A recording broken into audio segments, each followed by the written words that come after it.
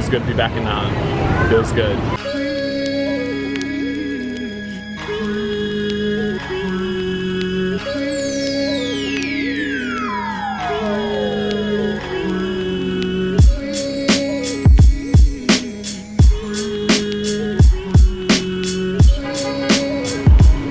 Feeling good, we're looking good, we're smelling good. Well, we might not be smelling good, but the streets are smelling good. It's smelling like some kind of delicious food. And speaking of food, that's exactly where we're gonna start today. So we're gonna take you to our favorite pho place in the city, which happens to be tucked a little bit outside of the old quarter.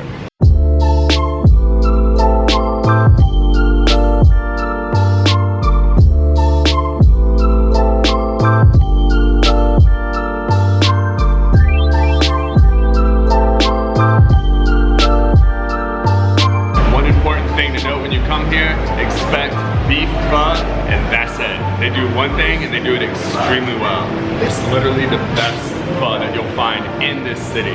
The name of it is Pho Hin, and each bowl is 50,000 dong. You also want to make sure you get the Chinese donuts, or Chinese oil dippers as some people call them, and those are additional 10,000 dong per order. The reason why I love this place so much is because the meat tastes like it was freshly grilled, and it's topped with a huge mound of fresh herbs. Spring onion. Spring onion and herbs. I think there's herbs in there too. Spring onion. On top of that, on the table, it comes with limes, peppers, and a really nice chili sauce. Some people will let the Chinese donut float in their pho until it becomes like soggy. I prefer to just dip mine in and chew it. It has more of a chewy consistency. The meat is smoky, like it's charbroiled, like Jin says. It almost tastes like it's off of like a churrasco if you're in Brazil, or something where you have those grill marks on it. It's almost like carbonized, but smoky and delicious, and it embodies the flavor of the soup. This place is always packed, and there's another pretty popular place here in the city, but I think this place is winning.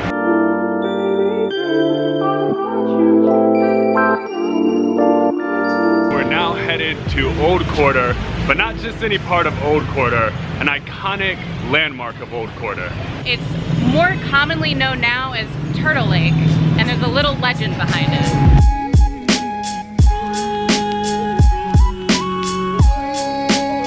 The history of the lake is as follows. There was an emperor that was boating around.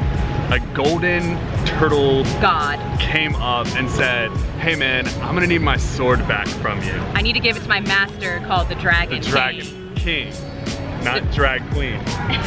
The dragon. So the Dragon King was the one that gave the emperor the sword in the first place, which he used to fight off the Chinese, perhaps from the Ming Dynasty, if we're not mistaken. So it's an important sword. And the emperor gave it back to the turtle. And now there's a tower in the middle of the lake called Turtle Tower. And it's green, not the tower, the lake. Okay, history lesson aside, this lake is, for us, we consider it basically the hub of Hanoi. It's multifunctional and it has a lot of uses to the people of the city. So in the morning time, if you come here early enough, there's people doing all types of exercises, whether it's yoga to Tai Chi. They could be doing it individually or in group classes. And it's people of all ages out here. As the day kind of progresses on, it becomes this crazy circle of motorbikes swirling around. And you can also find the cyclo drivers, which are those three-wheeled tricycle drivers that give you city guides, city tour guides. We're here at dusk, which is also a cool time because you have people doing different kinds of activities out here. And currently we're headed to the north end where you'll find a water puppet show.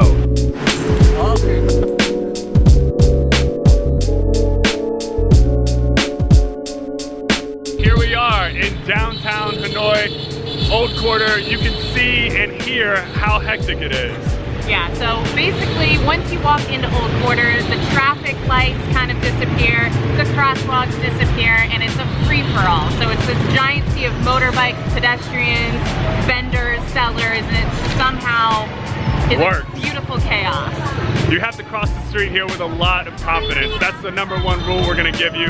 Just go, don't stop, don't hesitate. If you hesitate, they'll hesitate, you could get hit. Happened to my mom. Sorry mom, didn't want to put that in there, but I did. Anyway, you can find all kinds of stuff down here, from food to school supplies to custom-made carpets to designer clothing that's 1/100th of the price because it's not really designer.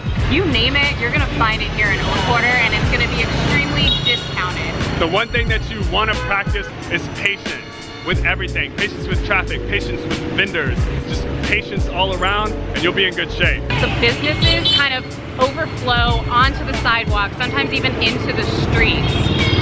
You'll also notice one huge major thing, and that's the hustle and bustle and an incredible work ethic of everyone who lives here.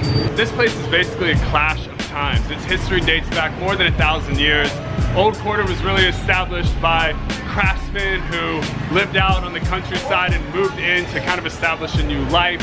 A lot of the buildings here are very slim, but they're very long, and the reason they're built like that is because you have to pay taxes based on your storefront. So if your storefront looks tiny from the front, no matter how long it is, you're gonna pay less taxes.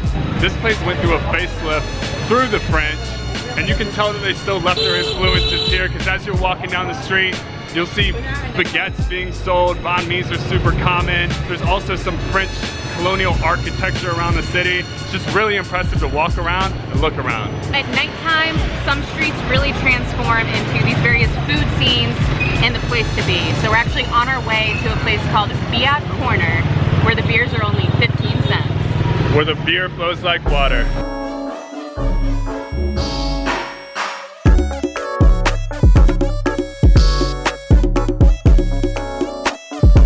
If you're wondering what the beer tastes like, it's pretty much like any lager that you've had before. What's cool about it is, even though it's served on the street, out of kegs, it's still cold. A lot of these are made with rice. This is some fresh, good, quality beer. There's head on it, and it tastes like college. A little update on where this Fiat Corner is located. It's not on that main strip that you would think it would be on. It's actually kind of tucked away in a different spot, and we'll put it on the map and show you exactly where it's at.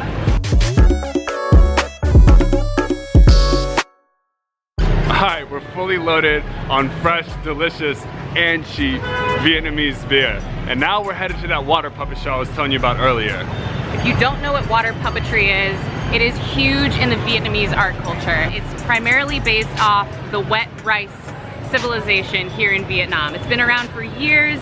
In the past, it was used for royalty, and now we get to experience it.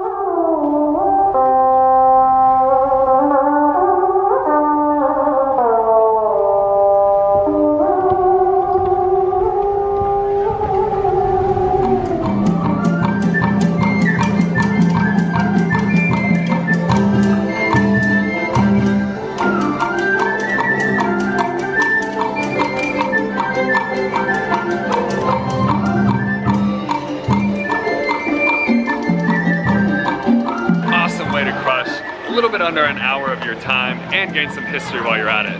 But we're starving, so now we're on our way to go to one of our favorite food spots.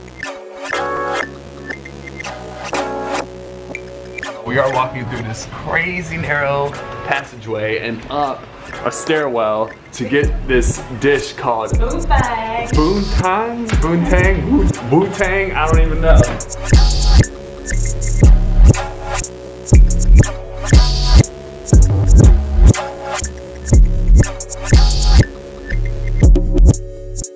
Dishes. They have chicken and duck. They're both soups, they both come with vermicelli noodles, and it's one of those ones that you want to get when you're here. It tastes like a glorified chicken noodle soup. That's the best way I can put it. This thing tastes like the chicken noodle soup you want your mom to make you. It's everything you want in soup. Not only does it taste new and unique, but getting here is a new and most definitely unique experience.